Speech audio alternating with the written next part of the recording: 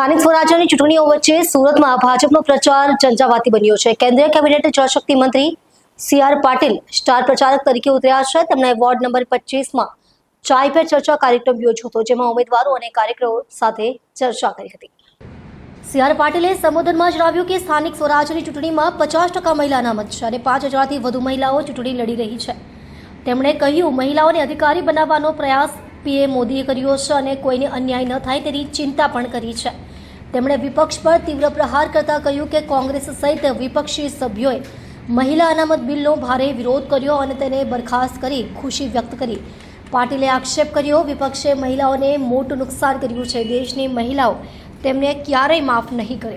આગામી દિવસોમાં કોંગ્રેસનો સૂર્યોદય અસ્ત થવાનો છે। પીએમ મોદી મહિલાઓને તેમના અધિકાર અપાવવામાં જરૂર સફળ થશે। કાર્યક્રમ બાદ કેન્દ્રીય મંત્રીએ અન્ય નેતાઓ સાથે મહારાષ્ટ્રની ખાસ અને સ્પેશિયલ ગણાતી મિસળ પાવની મજા માણી હતી। તેમણે મિસળ પાવનો સ્વાદ ચાખ્યો અને મિજબાનીનો આનંદ લીધો। આ પ્રસંગે શહેર ભાજપ પ્રમુખ, ધારાસભ્ય અને મોટી સંખ્યામાં કાર્યકર્તાઓ ઉપસ્થિત રહ્યા હતા। મહિલા અનામત બિલને વિપક્ષે ફગાવી દીધું, પરંતુ પીએમ મોદીની પ્રતિબદ્ધતા અટલ છે। દેશની મહિલાઓ અન્યાય ક્યારેય ભૂલશે નહીં। કોંગ્રેસનો સૂર્યોદય હવે અસ્ત થવા આવ્યો છે।